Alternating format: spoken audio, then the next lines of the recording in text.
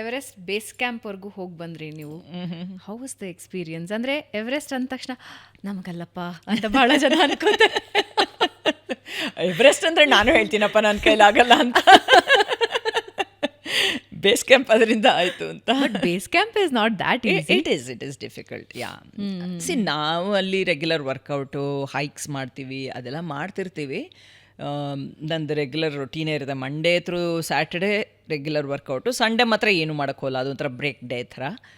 But and ಹೈಕ್ಸು ಸುಮಾರು ಮಾಡ್ತಾಯಿದ್ವಿ. But first ಗುರು ಈ ಥರ ಎವರೆಸ್ಟ್ ಬೇಸ್ ಕ್ಯಾಂಪ್ಗೆ ಹೋಗೋಣ ಅಂದಾಗ ಮಾತ್ರ ನಾ ಬರಲ್ಲಪ್ಪ, ನಂಗೆ ಇಂಟ್ರೆಸ್ಟ್ ಇಲ್ಲ ಅಲ್ಲಿ. ಅಂದರೆ ನನಗೆ ಮೇಯ್ನ್ಲಿ ಇದ್ದಿದ್ದು ಅಷ್ಟು ವರ್ಕೌಟ್ ಮಾಡೋಕ್ಕಾದಂದರೆ ದಿನ ಅಟ್ಲೀಸ್ಟ್ ಒಂದು 6 to 8 hours ನಡಿಬೇಕಿತ್ತು.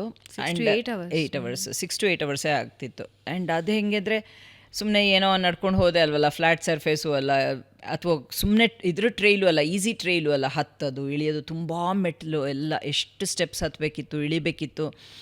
ಸೊ ಅದ್ರ ಬಗ್ಗೆ ನನಗೆ ಅಷ್ಟಿರಲಿಲ್ಲ. ಯಾಕೆಂದ್ರೆ ರೆಗ್ಯುಲರ್ ಟ್ರೈನ್ ಮಾಡ್ತಿರೋದ್ರಿಂದ ಓಕೆ ಸ್ವಲ್ಪ ಸ್ಲೋ ಆಗ್ಬೋದು, ಬಟ್ ಮಾಡ್ತೀನಿ ಅನ್ನೋದಿತ್ತು. ಬಟ್ ಆ ಎಲಿವೇಷನಲ್ಲಿ ಆಲ್ಮೋಸ್ಟ್ 17.25 ಅಂದರೆ ಆಲ್ಮೋಸ್ಟ್ 18,000ವರೆಗೂ ಹೋದ್ವಿ. ಸೊ ಆ ಎಲಿವೇಷನಲ್ಲಿ ಬಾಡಿ ಹೆಂಗೆ ರಿಯಾಕ್ಟ್ ಮಾಡುತ್ತೆ ಗೊತ್ತಿರಲ್ಲ. ಪ್ಲಸ್ ವ್ಯವಸ್ಥೆಗಳು ಆ ಥರ ಮೇಲೆ ಮೇಲೆ ಹೋದಂಗೂ ನಮಗೆ ಬೇಕಾದ ಆ ಒಂದು ಕಂಫರ್ಟ್ಸ್ ಏನಿರುತ್ತಲ್ಲ ಅವೆಲ್ಲ ಇರಲ್ಲ.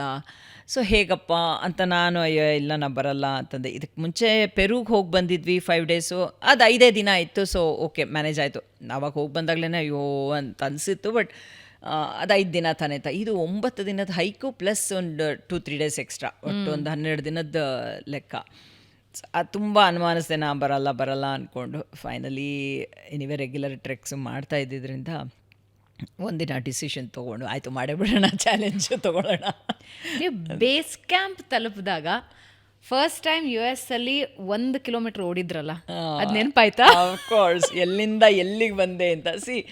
ನಾ ಹೇಳ್ದಲ್ಲ ಹಾಗೆ ಚಿಕ್ಕ ವಯಸ್ಸಲ್ಲಿ ನಡೆಯೋದು ಎಲ್ಲಿ ಬೇಕಾದ್ರೂ ಸುಮ್ಮನೆ ನಡೀತಿದ್ವಿ, ಬಟ್ ಎಕ್ಸರ್ಸೈಸ್ ಅನ್ನೋದು ತಲೆಯಲ್ಲಿ ಇರಲೇ ಇಲ್ಲ. ಆ್ಯಂಡ್ ನಾನು ಎಲ್ಲ ಕಡೆ ಇದನ್ನು ಹೇಳಿದ್ದೀನಿ, ಹಾಗೆ ಸ್ಪೋರ್ಟ್ಸ್ ಬಗ್ಗೆ ನನಗೆ ಇಂಟ್ರೆಸ್ಟೇ ಇರಲಿಲ್ಲ ಯಾವತ್ತು. ಇವತ್ತು ನನಗೆ ಆಶ್ಚರ್ಯ ಆಗುತ್ತೆ ನಾನು ಇಷ್ಟೆಲ್ಲ ಆ್ಯಕ್ಟಿವಿಟೀಸ್ ಮಾಡ್ತಿದ್ರೆ. ಒಂದು ಕಾಲದಲ್ಲಿ ನಂಗೆ ಸ್ಪೋರ್ಟ್ಸ್, ಇವತ್ತಿಗೂ ನ್ಯೂಸ್ ಪೇಪರಲ್ಲಿ ಸ್ಪೋರ್ಟ್ಸ್ ಸೆಕ್ಷನ್ ಏನು ನಾನು ಫಾಲೋ ಮಾಡಲ್ಲ, ಕ್ರಿಕೆಟ್ ಫಾಲೋ ಮಾಡಲ್ಲ, ನಂಗೆ ಅದೇನೂ ಇಂಟ್ರೆಸ್ಟ್ ಇಲ್ಲ. ಅವ್ರಿಗಿದೆಯಾ ಕ್ರಿಕೆಟ್ ಇಂಟ್ರೆಸ್ಟ್? ನೋಡ್ತೇನೆ, ಬಟ್ ತುಂಬ ಕ್ರೇಜ್ ಅನ್ನೋದೇನಿಲ್ಲ. ಜರ್ಸಿ ಹಾಕೊಂಡು ಇಲ್ಲ ಅಷ್ಟೆಲ್ಲ ಇಲ್ಲ, ನೋಡ್ತಾನೆ ಅಷ್ಟೇ ಇದ್ದಿದ್ರೆ. ಸೊ ಆ ಥರ ಕ್ರೇಜ್ ಏನೂ ಇರಲಿಲ್ಲ. ಆ್ಯಂಡ್ ಯಾವತ್ತೂ ಸ್ಪೋರ್ಟ್ಸ್ ಆಡ್ದೋಳೆ ಅಲ್ಲ. ಸ್ಕೂಲಲ್ಲಿ ಏನು PT ನಲ್ಲಿ ಏನಿರುತ್ತೋ ಅಷ್ಟೇ. ಬಟ್ ಅಲ್ಲಿ ಹೋದಾಗ ಅದೇ ನೀವು ಹೇಳಿದ್ರಲ್ಲ 1 kilometer ಓಡೋದು ಅಂತ, ಅದು that was a big challenge for me. ಒಂಥರ ಇಲ್ಲಿಂದ ಅಷ್ಟು ದೂರ ಓಡೋಕ್ಕಾಗದೇ ಇರೋಳು 1 kilometer ಓಡಬೇಕಾದಾಗ ಅವತ್ತು ನನಗೆ ನಿಜವಾಗ್ಲೂ ಒಂದು ಮ್ಯಾರಥಾನ್ ಓಡಿದ ಅನುಭವ. ಬಟ್ ಅಲ್ಲಿಂದ ಮ್ಯಾರಥಾನ್ ಓಡೋಕ್ಕೆ ಶುರು ಮಾಡಿದ್ದಾಯಿತು. ಆ ಅನುಭವ ಆದ 3 ತಿಂಗಳಲ್ಲೇ ಫಸ್ಟ್ ಹಾಫ್ ಮ್ಯಾರಥಾನ್ ಮಾಡಿದ್ದಿಬ್ರು, 21 kilometer. ಸೊ ಅವತ್ತಂತೂ ತುಂಬ ಖುಷಿ ಆಯ್ತು. ಅಂದರೆ ನನ್ನ ಲೈಫಲ್ಲಿ ನಾನು ಅಂದ್ಕೊಂಡೇ ಇರಲಿಲ್ಲ ಅದು ಮಾಡ್ತೀನಿ ಅಂತ. ಆ್ಯಂಡ್ ಅದಾದಮೇಲೆ ಎಷ್ಟೋ ಜನ ಅಯ್ಯೋ ನಂಗೆ ಓಡೋಕ್ಕಾಗಲ್ಲ ಅಂದರೆ ನಾನು ಎಲ್ರಿಗೂ ಅದನ್ನ ಹೇಳ್ತೀನಿ, ಈಗ ನಾ ಮಾಡಲಿಲ್ವಾ ಹಾಗೆ ಮಾಡ್ಬೋದು. ಆ್ಯಂಡ್ ಥ್ರೂ ಔಟ್ ಓಡಬೇಕಾಗಿಲ್ಲ ಅಂತ. ಯಾಕೆ ನಾನು ಓಡೋ ವಿಷಯದಲ್ಲೂ ಫಾಲೋ ಮಾಡೋದು ಜೆಫ್ ಗ್ಯಾಲೋವೆ ಅಂತ ಒಬ್ಬರಿದ್ದರು, ಅವರ ಒಂದು ಇದು ಥಿಯರಿ ಅದೇನೆಂದರೆ ರನ್ ಆ್ಯಂಡ್ ವಾಕ್ ರೇಷಿಯೋ ಅಂತ. ಸೊ ಅದು ಸ್ವಲ್ಪ ಓಡೋದು ಸ್ವಲ್ಪ ನಡೆಯೋದು ಹಾಗೆ ಮಾಡೋದು. ಸೊ ಯಾರು ಬೇಕಾದರೂ ಮಾಡ್ಬೋದು, ಟ್ರೈನಿಂಗ್ ಬೇಕಷ್ಟೇ. ಸುಮ್ಮನೆ ಇವತ್ತು ಡಿಸೈಡ್ ಮಾಡಿ ಹೋಗಿ ಮಾಡೋಕ್ಕಾಗಲ್ಲ ಅನ್ನೋದನ್ನು. ಪ್ರಿಪರೇಷನ್ ಹೆಂಗಿರ್ಬೇಕು? ಇವಾಗ somebody wants to start, physically prepare ಹೇಗಾಗ್ಬೇಕು ನಮಗೆ? ನಾವು ಬೈ ಸ್ಟಾರ್ಟಿಂಗ್ ಅಷ್ಟೇ. ಸಮ್ ವಾರ್ಮ್ ಅಪ್ಸ್ ಅಂತಾರೆ ಅಲ್ಲ, ಏನು ಗೊತ್ತಾ, ಇವಾಗ ಒಂದು ರನ್ನೇ ಮಾಡಬೇಕಂದ್ರು ಒಂದೇ ದಿನ ಹೋಗಿ 5 kilometer ನಡಿಬೇಕಾಗಿಲ್ಲ. 1 kilometer ಶುರು ಮಾಡಿ. ಆ್ಯಂಡ್ ಓಡಬೇಕು ಅಂತಲೂ ಇಲ್ಲ. ಇವಾಗ ಕೆಲವರು, ನಾನು ಮ್ಯಾರಥಾನ್ ಓಡೋದನ್ನೇ ನೋಡಿ, ಕೆಲವರು 30 seconds ಓಡ್ತಾರೆ, 30 seconds ನಡೀತಾರೆ.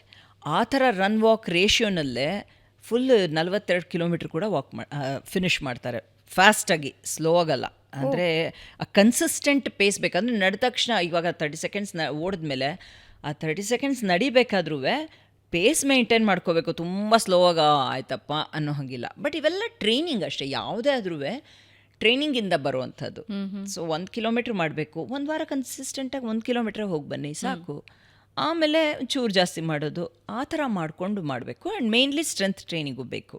ಓಕೆ, ಅದು ಆಗಲೇ ಹೇಳಿದ ಹಾಗೆ ಎಸ್ಪೆಷಲಿ ಹೆಂಗಸರಿಗಂತೂ ಖಂಡಿತ ಬೇಕು, ಎಲ್ಲರಿಗೂ ಬೇಕು. ಬಟ್ ಹೆಂಗಸರಿಗೆ ಜಾಸ್ತಿ ಬೇಕು, ಬಿಕಾಸ್ ನಮಗೆ ಬೋನ್ ಲಾಸ್ ಜಾಸ್ತಿ ಆಗುತ್ತೆ. ಸೊ ಬೋನ್ ಪ್ರೊಟೆಕ್ಟ್ ಆಗಬೇಕಾದ್ರೆ ಮಸಲ್ ಬಿಲ್ಡ್ ಮಾಡ್ಕೋಬೇಕು. ಮಸಲ್ ಬಿಲ್ಡ್ ಮಾಡ್ಕೋಬೇಕಂದ್ರೆ ಸ್ಟ್ರೆಂತ್ ಟ್ರೈನಿಂಗ್ ಮಾಡಬೇಕು. ಸೊ ಇದೆಲ್ಲ ಒಂದು ಸೈಕಲ್ ಅದು.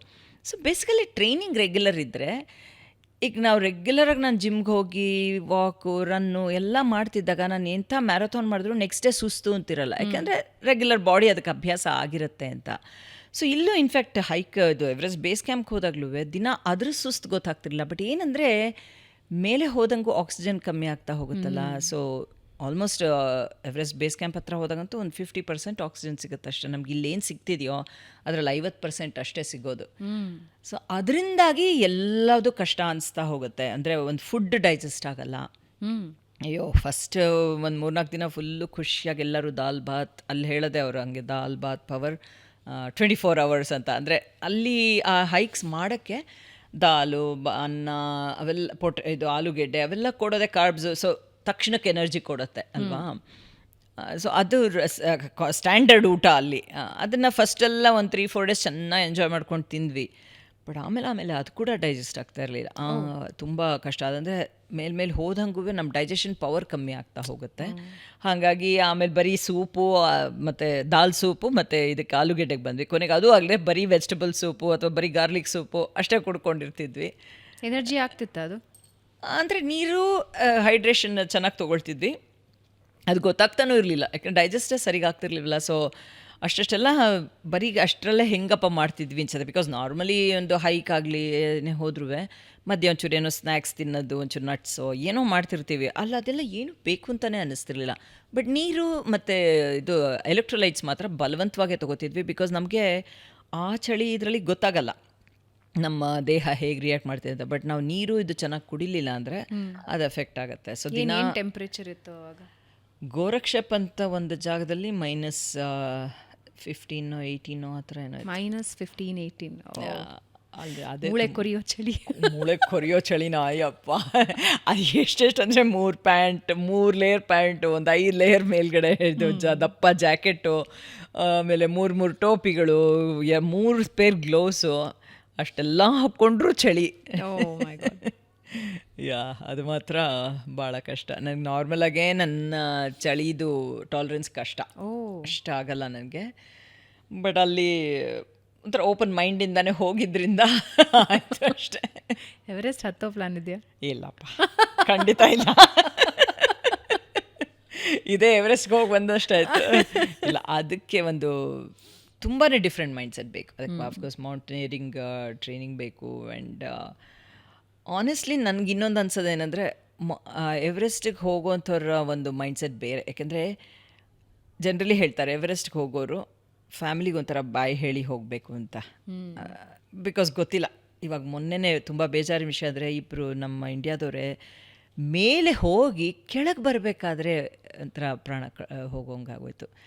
ಸೊ ಅದೊಂಥರ ತುಂಬಾ ರಿಸ್ಕು. ಸೊ ನನ್ನ ಇದರಲ್ಲಿ ಚಾಲೆಂಜ್ ಇರಬೇಕು ಲೈಫಲ್ಲಿ, ಬಟ್ ಅಷ್ಟೊಂದು ರಿಸ್ಕ್ ಬೇಕಾ ಅಂತ. ಕ್ಯಾಲ್ಕುಲೇಟಿವ್ ರಿಸ್ಕ್ ಇರಬೇಕು. ಐ ಮೀನ್ ಇವಾಗ ಬೇಸ್ ಕ್ಯಾಂಪ್ ಮಾಡಿದ್ದೆ ಚಾಲೆಂಜಿಂಗ್ ಆಗಿತ್ತು, ಹೆಲ್ತ್ ಇಶ್ಯೂಸ್ ಆಯ್ತು ಎಲ್ಲ, ಆದ್ರೂ ಓಕೆ ಲೈಫ್ ಥ್ರೆಟ್ನಿಂಗ್ ಅಂತ ಇರಲಿಲ್ಲ. ಬಟ್ ಇದು ಕಷ್ಟ. ಆ ಒಂದು ಜಾಗದಲ್ಲಂತೂ ನಾವು ಹೋಗಬೇಕಾದ್ರೆ ಆ ಥರ ಎವರೆಸ್ಟ್ಗೆ ಹೋಗೋ ಅಂಥವ್ರು, ಸಮ್ಮಿಟ್ಗೆ ಹೋಗೋ ಅಂಥವ್ರು, ಮಧ್ಯ ಪ್ರಾಣ ಕಳ್ಕೊಂಡಂಥವ್ರಿಗೆ ಒಂದು ಮೆಮೋರಿಯಲ್ ಥರ ಇದೆ. ಎಷ್ಟೊಂದು ಬಂಡೆಗಳ ಮೇಲೆ ಅವ್ರ ಹೆಸರುಗಳನ್ನೆಲ್ಲ ಕೊರೆದಿದ್ದಾರೆ. ಬಿಕಾಸ್ ಮೇಲೆ ಹೋದಾಗ ಅವ್ರ ಪ್ರಾಣ ಹೋದ್ರೂ ಅಲ್ಲಿಂದ ಬಾಡಿ ಕೂಡ ಕೆಳಗೆ ತರೋಕ್ಕಾಗಲ್ಲ. ತುಂಬ ಬೇಜಾರಿನ ವಿಷಯ ಅದು. ಆ್ಯಂಡ್ ಅಲ್ಲೇನಾಗುತ್ತೆ, ಅಲ್ಲಿ ಸ್ನೋ ಎಲ್ಲ ಇರುತ್ತಲ್ಲ, ಐಸು ಎಲ್ಲ ಇದ್ದು ಬಾಡಿ ಹಾಗೆ ಪ್ರೊಟೆಕ್ಟ್ ಆಗಿಬಿಡುತ್ತೆ, ಡಿಕಂಪೋಸ್ ಕೂಡ ಆಗಲ್ಲ. ಎಷ್ಟೋ ವರ್ಷಗಳ ಮೇಲೆ ಮೊನ್ನೆ ಅಲ್ಲೋ ಸಿಕ್ತಂತೆ ಒಂದು ಬಾಡಿ ಹಾಗೆ. ಸೊ ಅವರ ಮೆಮೋರಿಯಲ್ ಅಂತ ಕೆಳಗಡೆ ಎಲ್ಲೋ ಬಂಡೆಗಳ ಮೇಲೆಲ್ಲ ಹೆಸರುಗಳು ಓದ್ತಾ ಇದ್ದರೆ ಬೇಜಾರಾಗುತ್ತೆ. ಸೊ ಅದಕ್ಕೆ ಡಿಫ್ರೆಂಟ್ ಮೈಂಡ್ಸೆಟ್ ಬೇಕು. ಇಲ್ಲಪ್ಪ ನನಗಂತೂ ಅದಿಲ್ಲ. ಇಷ್ಟು ಜನ ನಾನು ಸೋಷಿಯಲ್ ಮೀಡಿಯಲ್ಲಿ ಹಾಕಿದ್ದು ನೋಡಿ ಎವರೆಸ್ಟ್ ಅಂತೆಲ್ಲ ಅಂದರೆ ಅಯ್ಯೋ ಖಂಡಿತ ಇಲ್ಲ, ನಾನು ಹೋಗಿದ್ದು ಬರೀ ಅದರ ತಪ್ಪಲಿಗೆ ಮೇಲಲ್ಲ ಅಂತ.